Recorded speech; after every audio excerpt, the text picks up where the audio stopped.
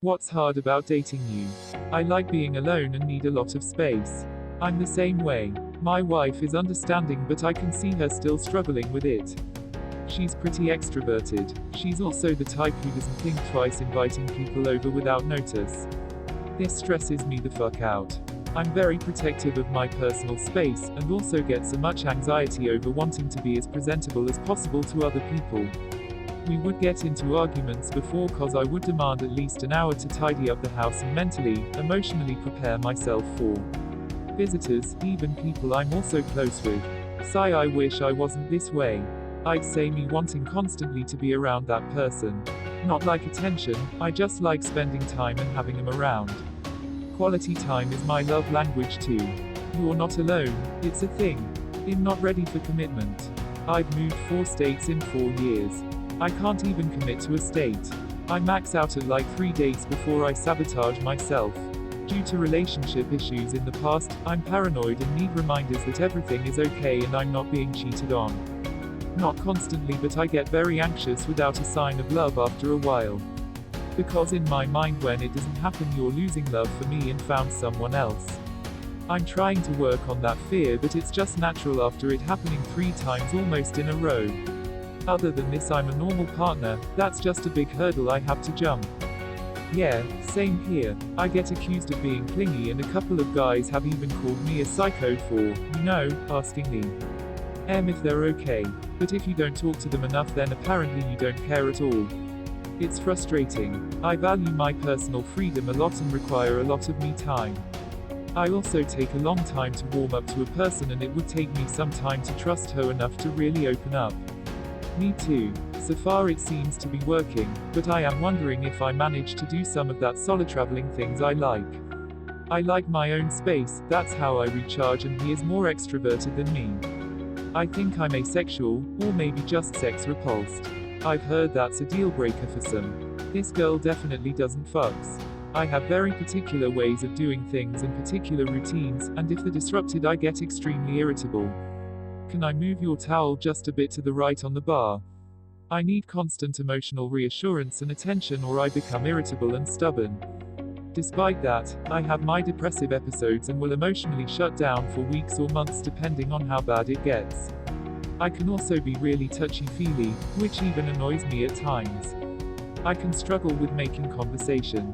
I struggle with being comfortable at social events, so shy away from them. It's not that I don't like being sociable, and I can be very sociable, but not at events with a lot of people where I know only a few of them, none of them. So if you like big parties with lots of people and you like meeting those people who you previously didn't know, well, I'm not going. If you stick with me, your social life will go down the pan. I'm very touchy-feely. I'm exceptionally independent, which some people perceive as me not caring about them anymore. Same to me. My sense of self-worth is as low as my self-confidence. I've been told that I'm pretty, but I convince myself that they're lying. If a guy ever is attracted to me, I just don't pick up on it, or I think they're just joking. Right now I'm absolutely convinced that the guy I'm kind of seeing only wants my feet. As ridiculous as that may sound, I'm afraid I'm just a pair of feet to him. Feet by themselves are pretty useless. Offer to give the dude piggybacks so he sees the true worth of more than just feet. For whatever reason, I have an incredibly difficult time with empathy. I just do not feel sorry for people. I'm not a robot, and I'm not autistic or anything. I certainly can understand empathy and feeling for other people's pain, but for whatever reason I just do not and cannot feel bad or sorry for people beyond the initial reaction of, oh, that sucks. And so much of being in a relationship is just being there for the other person's hardships. And so while I do think I bring a lot of other things to the table, most of my ex-girlfriends would complain how difficult it was knowing they couldn't really count on me to be emotionally supportive. I seem to be reserved and shy at first. My girlfriend is like this, and I am outgoing and talks too much, so we balanced out in the beginning, but now that she's comfortable we both blab at each other. I push everyone away, plus I can't stand the sound of eating. I'd rather just be alone. Pushing people away, too relatable. I don't rather being alone per se, it's just overwhelming being around others and being in a relationship. I'm fine with shaking hands. A touch on the shoulder or arm makes me freeze, and anything beyond on that I disassociate. It's been the main reason I avoid relationships. I used to be the same way, but eventually my girlfriend found me and established a sort of connection. She's the only one that I'll allow to touch me, but it's better than shying away from everything. Apparently I'm clingy. Been told that a few times. I get that I probably text too much sometimes, but I don't text constantly checking up on them or anything. I just want to know how they are and let them know that I'm interested in their life. It's hard and anxiety-inducing to try and walk the fine line between too much and too little, and I err on the side of too much. I don't try to be clingy, but I feel like too many guys, in my experience, throw around the psycho label on any girl who operates even slightly outside their notions of normal. The guys I've been in actual relationships with have never called me too clingy, but a couple of the guys I've casually dated talk to have said it. I'd understand the psycho label if someone texted 200 times saying I love you too soon or were constantly checking up on them, but it's really hurtful to hear it for saying, hey, hope you're doing okay. Miss you. Hey, from a stranger friend, hang in there. There are guys who appreciate ladies like you. I hope you're doing okay, and I hope you find a guy who appreciates you soon. I'm a major homebody. I of course leave my house to go to work and run errands and stuff, but anything extra is just no thank you. You better just enjoy my company, because otherwise you'll be miserable. Same. I'm shy but get too desperate. Yeah, fuck this shit, I've got to change this. I'm serious about my hobbies. Both of which, rock climbing and mountain biking, require me being away from the house for pretty large chunks of time. As a result, I've ended up dating a lot of girls that do one or the other, because it just makes things easier. I've only had one successful long-term relationship with a girl that didn't do either. But she was very independent, had her own hobbies, and was okay with me being gone for 6 or 7 hours on Saturday. As a result, I'm kind of skeptical about dating girls that don't have their own hobbies now. Because I've had a couple occasions where initially they will say something like, I'm completely fine with that, you do you. But then less than 2 months into the relationship they pull something like, how about you only go for a little while? And maybe like once or twice a month. What am I supposed to do? So at this point, if a girl doesn't have a hobby or interest of her own, it's sort of a red flag for me. Because that means the relationship will be her hobby and she will likely take it personally that I don't treat it the same way. I'm incredibly awkward and quiet most of the time. I have to remind myself constantly that just because I have a lot to give in a relationship, doesn't mean someone see and give the same amount back. I was told a while back that some people are gallon people, and some are pint people. Some can give gallons worth in a relationship, while others can only give a pint's worth. Doesn't mean they don't care, but you can't expect someone to be what you are. I automatically expect in return what I give, and it's really hard not to. It's a delicate balance between expecting a lot of someone and standing up for your own needs. It's okay to expect a gallon person if that's what you are. Just don't date pint people. I tend to bottle up things that bother me, so I guess that could potentially be a problem in a relationship. I've been getting better about it though. Same, I thought I was getting better at it, but turns out I wasn't.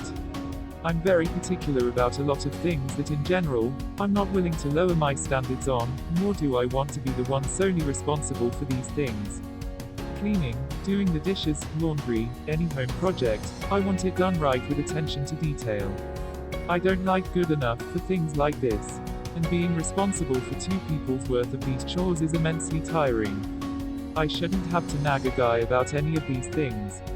Also, I want someone of similar physical fitness, health as me. Which in a world of seemingly ever chubbier, fatter people, this is hard. I hear you, sister. I don't want to start living with a guy and then having to do chores for him. I'd be mad 24/7. Finding out which one of my masks is a true self. Even I can't tell you 100%. I'm very bothered by inconsiderate behavior. Even inconsiderate behavior that most people would consider normal, like being late for an appointment or leaving your shoes in a frequently used walkway.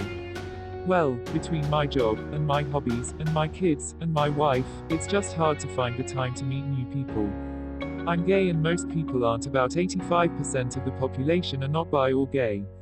I am not entirely sure as to the reasons behind it, but over the last couple of years I became really skittish and flaky about dating. I feel like it is possibly a fear of being hurt or maybe entrapment, but anytime I have had the option to date someone, whether I liked him or not, I would freak out and step back from it. It is also possible that I am afraid of the first initiation of sex, as I've developed feelings of sexual inadequacy, like to the point that most conversations about sex in general start to make me feel bad. I have an absolutely retarded sense of humor. Yo saying, my head is broadly empty.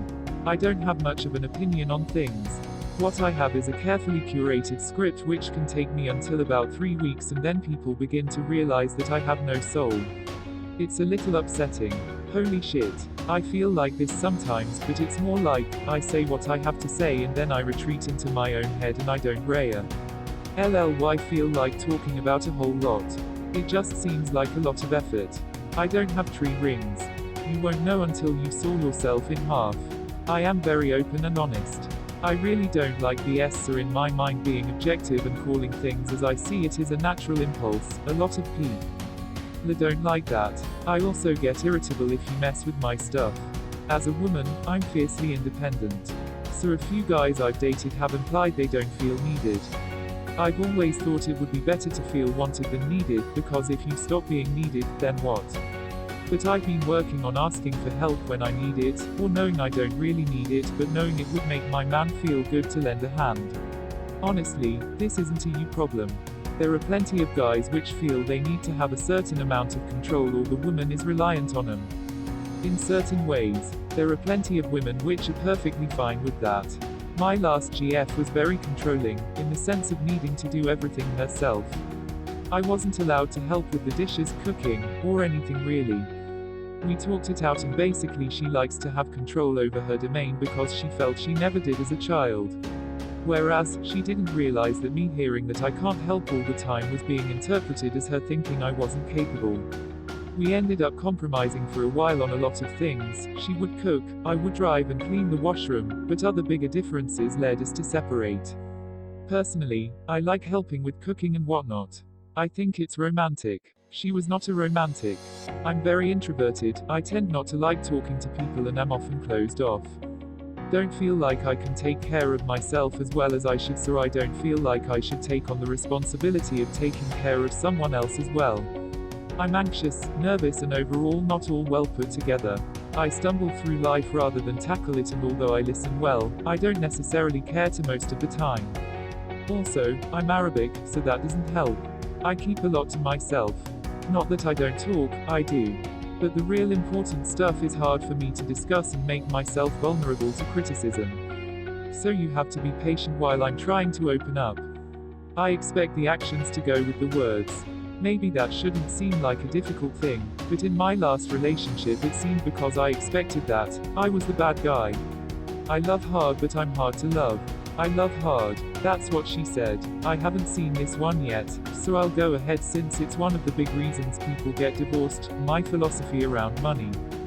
Compromise is a big part of relationships, but I have a really hard time compromising around my core values around dollar and most PEOPL. The I date will need to be the ones that can bend there. I'm a big saver, don't lend, don't buy anything I can't afford, etc. But realistically I count pennies and fall on the selfish side of things.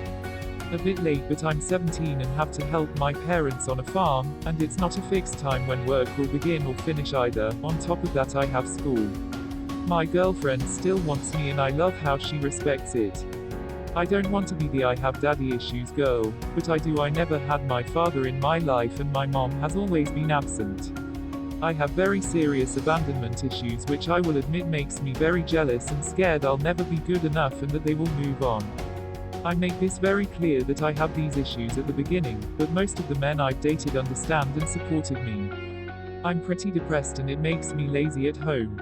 I need to be told to do things like chores, and while it doesn't bother me, my wife gets upset sometimes, which is understandable because she doesn't want to nag. I'm trying to be better, but changing yourself is hard when everything is hard.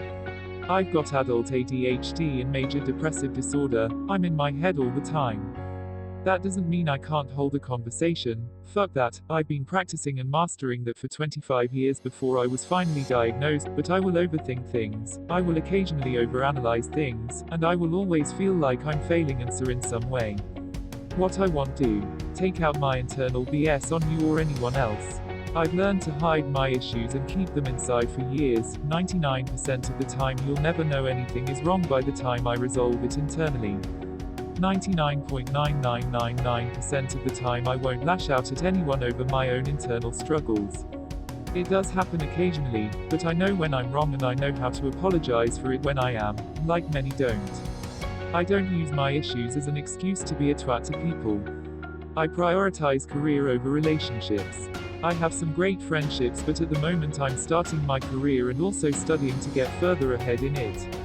I don't particularly feel like I'm missing out on anything by not having a partner, and I would much rather have a good job I enjoy than a partner right now, so anytime I've tried dating it fizzles out because of that.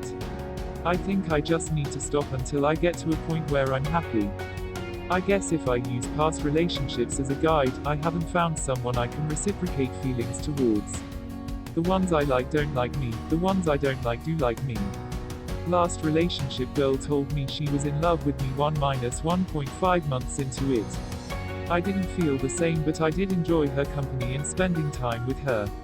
She broke up with me a week later after she asked me if my feelings for her had changed, and I said no. That was probably about 8 months ago. I just kinda stopped looking until maybe I feel like I'm ready to be able to reciprocate feelings. Until then, just hanging out with friends and doing my own things. I low-key flirt with any random girl that comes in touch with me and my GF while hanging out together, not cause I want to hit on those girls, but because I want my girl to get mad, thus showing me that she is really into me.